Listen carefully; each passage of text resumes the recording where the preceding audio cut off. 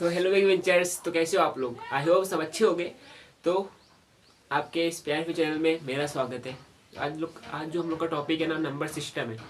Number system एक important topic है जो आजकल एसएससी, मतलब कि जो एसएससी हो गया, एसएससी सीजीएल हो गया, मतलब ये सब जो वनडे एग्जाम्स हो रहे हैं ना, वनडे एग्जाम्स, तो उसमें मैथ्स का जो टॉपिक है ना, मतलब जो मैथ्स का सब्जेक्ट है, उसमें एक इम्पोर्टेंट टॉपिक है नंबर सिस्टम। कम से कम इसमें देखो, मैं 25-25 मिनट का एक एक लेक्चर बनाऊंगा, तो मुझे लमसम 10 से 12 लेक्चर लगेंगे इसको केवल कॉन्सेप्ट खत्म करने में, केवल कॉन्सेप्ट खत्म करने में। बाकी सवाल करना है या फिर आपको सवाल समझना है तो आप बोलिएगा, उसके लिए हम मैराथन क्लास चला देंगे 2 घंटे की। 2 घंटे के लिए आपके लिए रिकॉर्डेड लेक्चर बना दूंगा, ठीक है। लेकिन आप कमेंट करेंगे कि हाँ सवाल चाहिए तो ठीक। बाकी हम कॉन्सेप्ट क्लियर करेंगे, अभी क्वेश्चन नहीं करेंगे, ठीक। बाकी एक आध दो एग्जाम्पल करते जाएंगे बीच में। बाकी अगर क्वेश्चन ज़्यादा से ज़्यादा चाहिए तो कमेंट करना, ठीक है। तो चलते आगे। आज का जो टॉपिक है नंबर सिस्टम, यानी कि संख्या पद्धति। नंबर, इसको बोलते हैं क्या हिंदी में? संख्या पद्धति। यानी कि ये बात ये करता है, नंबर सिस्टम में बात संख्याओं को होगी, संख्याओं की होगी। नंबर सिस्टम में बात संख्याओं की होगी। संख्या पद्धति यानी कि नंबर्स को कैसे अरेंज किया गया है ना, नंबर्स को कैसे अरेंज किया गया है उसके बारे में हम लोग अच्छे से जानेंगे। तो सबसे पहले हम लोग जान लेते हैं कि नंबर्स कितने टाइप्स के होते हैं। तो देखो, नंबर्स जो है ना, वो केवल और केवल 2 टाइप्स के होते हैं। एक हो गया तुम्हारा रियल नंबर,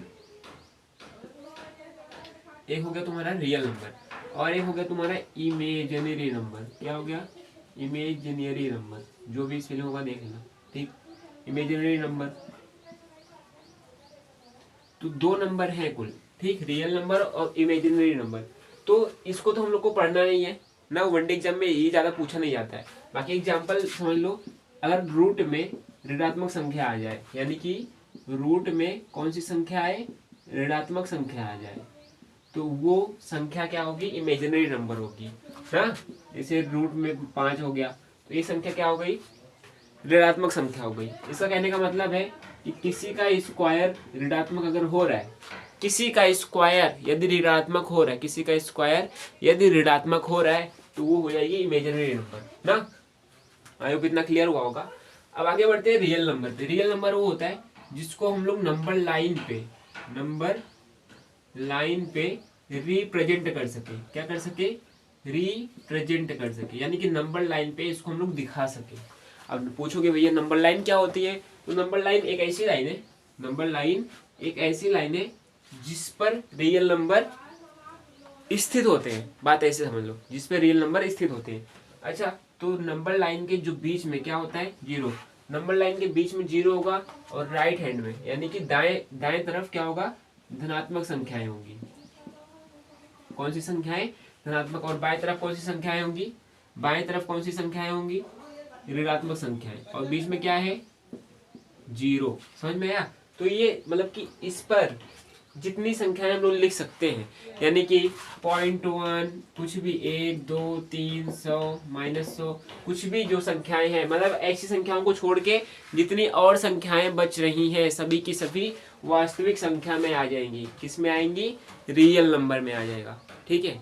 अब रियल नंबर को बांटा गया है, फिर रियल नंबर में जो आएंगे उसको बांटा गया है ना।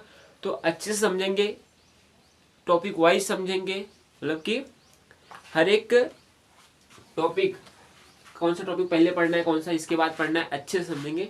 इसलिए वीडियो को अच्छे से ध्यान से देखना, ठीक है। तो रियल नंबर क्या होता है? जिसको हम लोग नंबर लाइन पे रिप्रेजेंट कर सके, ठीक है। और इमेजिनरी नंबर क्या होगा? अगर किसी का स्क्वायर ऋण में आ रहा है, ऋणात्मक में आ रहा है, नेगेटिव में आ रहा है किसी का स्क्वायर, तो क्या हो जाएगा? इमेजिनरी नंबर हो जाएगा। आई होप इतना क्लियर हुआ रहेगा, ठीक है। अब हम लोग आगे बढ़ते हैं इसी के साथ। इसको नोट कर लो, क्योंकि जगह नीचे शायद दिखेगा नहीं, इसीलिए। हाँ, दिख तो रहे। तो देखो, चलो रियल नंबर का देखो। अब जो हमको पढ़ना है क्या है? केवल केवल और केवल पढ़ना है रियल नंबर। अब रियल नंबर यानी कि जो नंबर लाइन पे रिप्रेजेंट किया जा सके, ठीक। अच्छा, रियल नंबर को नंबर लाइन पे प्रेजेंट किया जा सकता है, ये बात खत्म हो गई, ठीक।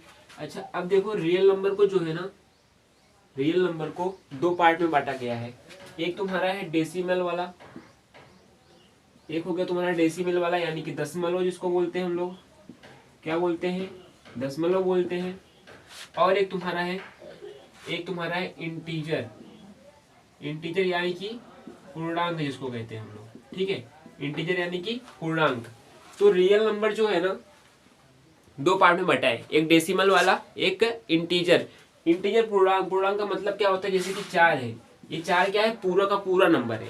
अब मैं बोलूँ 4.5, ये 4.5 क्या हो गया, दशमलव वाला हो गया। 4.5 यानी कि 4 पूरा नहीं है, आधा है, 4 और आधा है, यानी कि समझ रहे हो ना। जब पूरा होगा तो उसको बोलेंगे पूर्णांक संख्या। अगर आधा तिहाई होगा, सातवां मतलब अगर 4.7 हो तो भी तो पूरा नहीं है। 4.1 हो, अगर दशमलव आ गया तो हो गया दशमलव वाली संख्या। और ये अगर पूरा का पूरा दिया है तो हो जाएगी इंटीजर संख्या, ठीक है, इंटीजर नंबर। आई होप इतना क्लियर होगा। अब डेसिमल के भी टाइप्स निकलेंगे, इंटीजर्स के भी टाइप निकलेंगे, इसको नोट करना, फिर आगे हम लोग चलते हैं, ठीक है। एकदम ऐसे ही आप लोग क्लासिफिकेशन करना ना, नंबर्स का क्लासिफिकेशन है, समझ लो। तो अब देखो मैंने इसको लिख दिया, टाइम वेस्ट ना हो इसीलिए। तो देखो टर्मिनेटिंग का दशमलव जो है ना उसको दो पार्ट में बांटा गया है, एक तो टर्मिनेटिंग हो गया और एक तुम्हारा हो गया नॉन टर्मिनेटिंग हो गया। एक टर्मिनेटिंग और एक नॉन टर्मिनेटिंग। तो टर्मिनेटिंग का मतलब क्या होता है, ऐसी संख्याएं जिसमें हम लोग भाग दें तो वो संख्याएं खत्म हो जाए, मतलब कि भाग दे तो पूर्णतः जाके विभाजित हो जाए 10। जैसे कि मैं भाग दूं, समझो कि एग्जाम्पल से आप, जैसे कि इसमें भाग दो, कैसे भाग देंगे हम लोग, यहाँ 0 बढ़ाएंगे, दशमलव उतारेंगे, यहाँ पे 0 बढ़ जाएगा तो कितनी बार गया, 5 8 40 ना। देखो खत्म हो गया ना, मतलब कि दशमलव के आगे हम लोग जाएं तो सही, लेकिन वो संख्या जाके लास्ट में खत्म हो जाए और शेष में कितना है 0, मतलब खत्म हो जाए ना, खत्म हो जाए। वैसी संख्या क्या होंगी तुम्हारी, टर्मिनेटिंग संख्या होगी ना, टर्मिनेटिंग यानी कि 4/5 हो गया, खत्म वाली संख्या। और बताओ जैसे कि 8 और बताओ जैसे कि देखो 2/27/5 कर दो। 27/5 में जब हम लोग भाग देंगे, देखो ये वाला एग्जाम्पल अच्छा है, कब कितने बार जाएगा, 55 25 कितना आया 2, 2 कटेगा नहीं, दशमलव बढ़ाया 0, दशमलव बढ़ाया, यहाँ पे 0 उतारा, 5 चौक 20, यानी कि दशमलव के बाद कहीं ना कहीं जाके शेषफल 0 आ जा रहा है। जब शेषफल 0 आ जाएगा दशमलव के बाद तो वो संख्या क्या कहलाएंगी, टर्मिनेटिंग संख्या कहलाएगी। आई होप इतना क्लियर हुआ रहेगा, ठीक है। अच्छा अब इसी प्रकार इसका उल्टा है, जो संख्याएं भाग देने पर दशमलव में आगे चलते जाएंगे लेकिन खत्म नहीं होगी, उन संख्याओं को बोलेंगे हम लोग नॉन टर्मिनेटिंग, ठीक है। नॉन टर्मिनेटिंग क्या होगा, देखो जैसे कि मैं बोलूं क्या बोलूं, देखो क्या बोल रहा हूँ 10/3 करूं ना, 10 बटे क्या करूं 3। अब इसको देखो 3 से भाग करो 10 में, 3 त्रिका 9, कितना बचा 1, दशमलव बढ़ाया फिर 0 उतारा, 3 त्रिका 9, दशमलव उतार, ये कितना आ गया 1, फिर 3 त्रिका 9, मतलब कि ऐसे चलते जाएगा ना, ऐसे 3 आते जाएगा लेकिन खत्म नहीं होगा, यानी कि ना खत्म होने वाली संख्या क्या हो जाएगा, नॉन टर्मिनेटिंग। आई होप ये दोनों कॉन्सेप्ट क्लियर हो गया, ठीक है। अब इसको हम लोग यहीं पे खत्म करेंगे इस चीज को, अब इसको आगे बढ़ाएंगे, ठीक है। और अभी उधर इंटीजर का टाइप्स हम लोग नहीं पढ़ रहे हैं, डेसिमल का टाइप पढ़ रहे हैं, ठीक है। इंटीजर का टाइप इसी वीडियो में कर देंगे, यानी जो क्लासिफिकेशन है इसी वीडियो में खत्म कर देंगे, ठीक है। हाँ तो आगे बढ़ते हैं। देखो अब देखो नॉन टर्मिनेटिंग का क्या है, तो नॉन टर्मिनेटिंग को दो प्रकार में बांटा गया है। एक तो रिपीटिंग, कहीं ना कहीं आपको ये रिकरिंग करके दिखेगा, और एक होता है तुम्हारा नॉन रिपीटिंग। क्या होता है, नॉन रिपीटिंग, और ये कहीं ना कहीं करके तुम्हें नॉन रिकरिंग करके दिखेगा, ठीक है। तो रिपीटिंग ऐसी संख्या होती है जब हम लोग भाग देने के बाद कुछ ना कुछ अंतराल के बाद जो संख्याएं हैं वो रिपीट होने लगे, भागफल में जो संख्याएं हैं वो क्या होने लगे, रिपीट होने लगे। जैसे कि इसमें ही देखो आप 10/3 में भाग दिया तो आपने देखा 3.3 संख्याएं क्या होने लगी, रिपीट होने लगी कि नहीं, ये 3 क्या होगा, रिपीट होने लगा। तो जब रिपीट होने लगेगा तो उसको बोलेंगे हम लोग रिपीटिंग। ऐसे ही जब रिपीट नहीं होगा तो उसको हम लोग बोलेंगे नॉन रिपीटिंग। आई होप इतना क्लियर, यानी कि बार बार आएगा इसमें वही संख्या दशमलव के बाद, और इसमें बार बार नहीं आएगा ना, मतलब कि हर एक बार, मतलब कि जैसे कि 22/7 देखो, 22/7 में देखोगे 3.14 ऐसे समथिंग, मतलब कि हर जगह हर बार संख्या दो, ऐसी संख्याएं नहीं है कि एक संख्या 2 बार लगातार आ जाए, हर बार संख्याएं क्या हो रही है, अलग अलग आ रही है। इसका मतलब है कि इसमें संख्याएं रिपीट नहीं हो रही है ना दशमलव के बाद। तो नॉन टर्मिनेटिंग को 2 प्रकार में बांटा गया, नॉन रिपीटिंग और रिपीटिंग में। तो आई वो इतना क्लियर हो गया रहेगा। दोनों दशमलव में टर्मिनेटिंग क्या होता है, नॉन टर्मिनेटिंग, रिपीटिंग और नॉन रिपीटिंग। इतना क्लियर। आगे बढ़ते हैं इसी के साथ। अब इसको नोट कर लेना स्टॉप करके, ठीक है, मैं मिटा दे रहा हूँ। अब हम लोग बढ़ते हैं इंटीजर की तरफ, ठीक है। इंटीजर को अच्छे से पढ़ना है। देखो इंटीजर का, इंटीजर यानी कि क्या, पूर्णांक। क्या होता है इंटीजर का मतलब, इंटीजर का मतलब होता है तुम्हारा पूर्णांक। तो इंटीजर को जो है ना 2 भाग में बांटा गया है, एक तो धनात्मक, एक तो धनात्मक यानी कि क्या, पॉजिटिव इंटीजर, पॉजिटिव इंटीजर, और एक हो गया तुम्हारा निगेटिव इंटीजर, निगेटिव इंटीजर जो भी है, ठीक, यानी कि ऋणात्मक वाली, ऋणात्मक पूर्णांक, यानी कि धनात्मक संख्याएं और ऋणात्मक संख्याएं। आपको संख्या रेखा दिखाया था, उस संख्या रेखा हम पहले फिर से देख लो। वास्तविक संख्या यानी कि पहले हम लोग ने संख्या पढ़ा, संख्या के 2 प्रकार निकले, एक इमेजिनरी नंबर और एक रियल नंबर। इमेजिनरी नंबर में क्या होता है, जो संख्याएं जो रूट में, ऐसी संख्या जो रूट में ऋणात्मक हो ना, रूट में अगर ऋण वाली संख्या है तो वो पूरी संख्या क्या हो जाएगी, वो पूरी संख्या क्या हो जाएगी, इमेजिनरी नंबर हो जाएगा। अच्छा, रियल नंबर क्या होता है, ऐसा नंबर जिसको हम लोग नंबर लाइन पे रिप्रेजेंट कर सके, ठीक है, नंबर लाइन पे क्या कर सके, रिप्रेजेंट कर सके। हाँ, अच्छा ये हो गया। अच्छा, रियल नंबर हम लोग और क्या पढ़े, डेसिमल और इंटीजर। डेसिमल में कौन कौन सा पढ़े, टर्मिनेटिंग और नॉन टर्मिनेटिंग। टर्मिनेटिंग यानी कि खत्म हो जाएगी, नॉन टर्मिनेटिंग यानी कि नहीं खत्म होगी। नहीं खत्म होने वाले में आएंगे तो ऐसी संख्या जो रिपीट होंगी वो एक रिपीटिंग वाली यानी कि रिकरिंग, और जो नहीं रिपीट होगी यानी कि नॉन रिपीटिंग यानी कि नॉन रिकरिंग, ठीक है। आई होप इतना क्लियर। अब उसी के प्रकार आते हैं हम लोग इंटीजर पे आ गए। इंटीजर के 2 प्रकार निकल के आ रहे हैं, एक धनात्मक और एक निगेटिव, यानी कि एक पॉजिटिव इंटीजर, एक निगेटिव इंटीजर। तो निगेटिव इंटीजर को हम लोग यहीं छोड़ देंगे। निगेटिव इंटीजर में क्या होता है, जो संख्याएं ऋणात्मक होंगी, बात करता हूँ, जो संख्याएं ऋणात्मक होंगी, ठीक, जो संख्याएं ऋणात्मक होंगी वो क्या हो जाएंगे, निगेटिव इंटीजर। अब बात आती है इस पे, और इसको हम लोग एकदम अच्छे से पढ़ने वाले हैं, यही इंपॉर्टेंट है ना। तो धनात्मक इंटीजर यानी कि पॉजिटिव इंटीजर क्या होता है, देखो धनात्मक पूर्णांक यानी कि पॉजिटिव इंटीजर। तो इसके जो है ना 2 प्रकार के निकल के आते हैं। एक तो तुम्हारा आता है पूर्ण यानी कि होल नंबर, क्या निकल के आएगा, होल नंबर, और एक तुम्हारा निकल के आएगा नेचुरल नंबर यानी कि प्राकृतिक संख्या, नेचुरल नंबर ना, नेचुरल नंबर निकल के आएगा, और एक तुम्हारा होल नंबर निकल के आएगा। एक क्या बोल गया, इसको क्या बोलते हैं हम लोग, प्राकृतिक संख्या, ठीक है। प्राकृतिक संख्या यानी कि नेचुरल नंबर, पूर्ण संख्या यानी कि होल नंबर। इतना क्लियर। अच्छा, अब पूर्ण संख्या क्या होती है और नेचुरल नंबर क्या होता है, ठीक, समझना।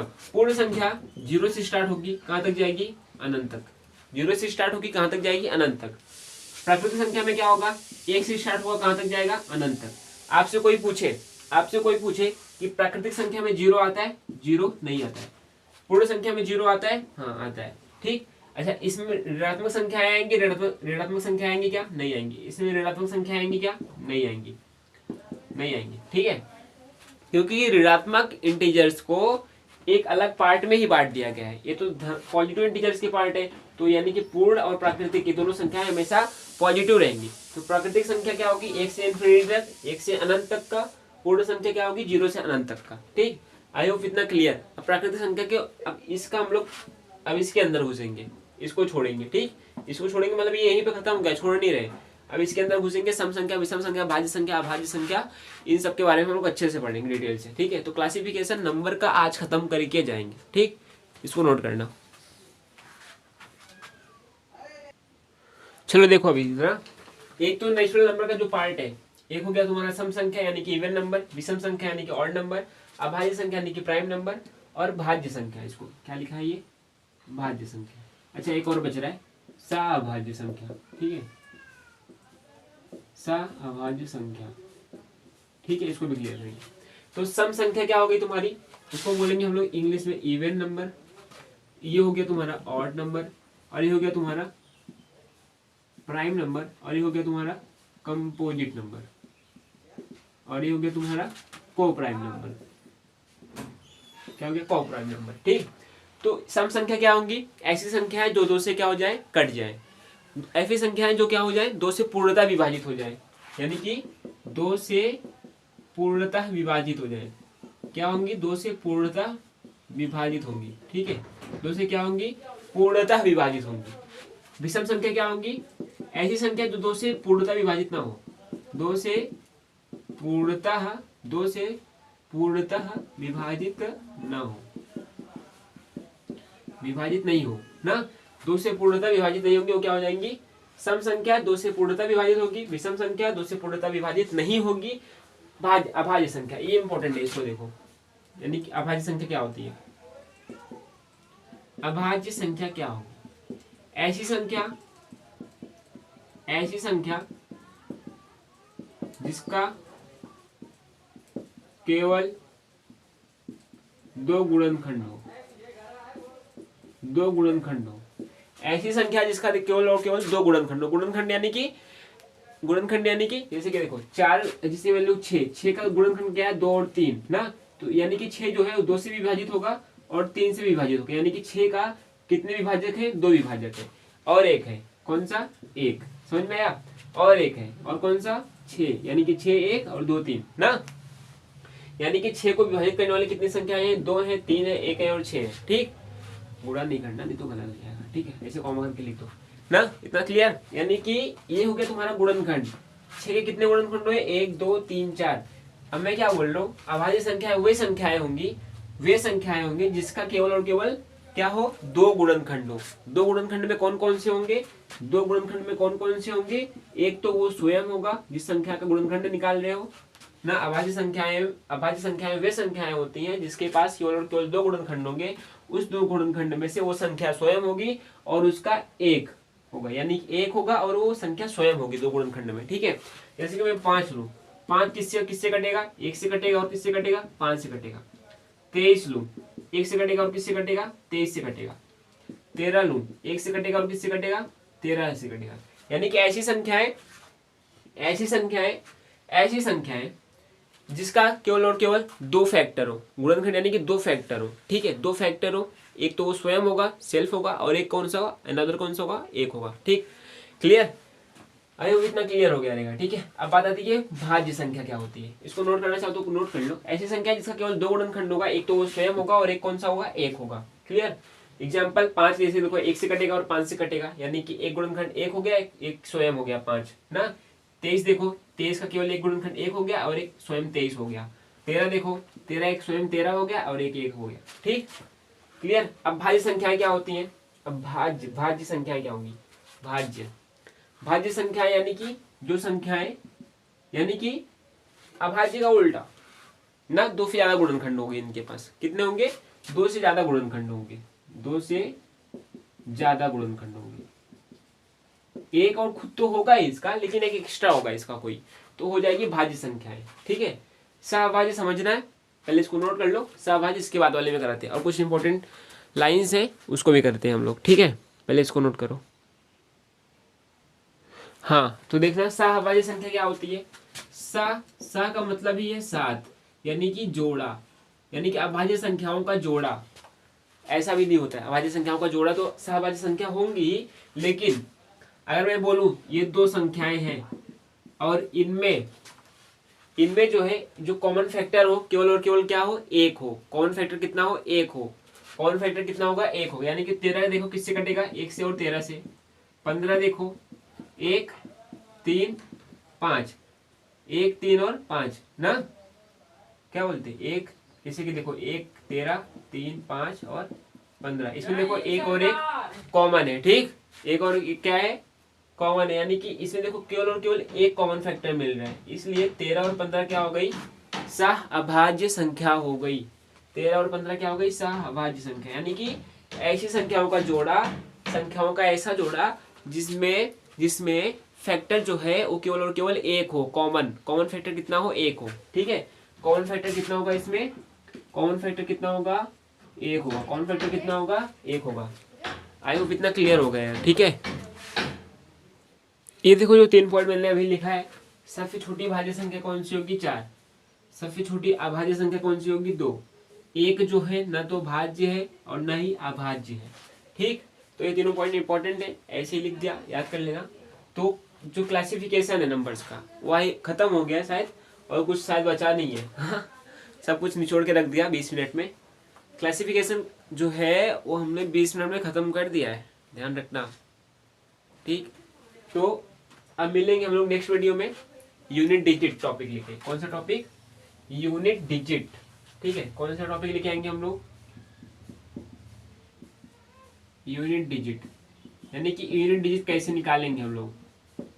यूनिट डिजिट टॉपिक है नेक्स्ट वाले वीडियो का, उसको कैसे निकालेंगे वो लोग सीखेंगे। ठीक है, हाँ उसको ही सीखेंगे। ठीक है, और हाँ जाते जाते कुछ सुन लो कि माँ से कह दो कि माँ तेरे पसीने की हर एक बूंद को मोती सा चमकाऊंगा। माँ तू सपने बड़े देखना, पूरा करके तेरा ये लाडला दिखलाएगा। मिलते हैं नेक्स्ट वीडियो में, टाटा बाय।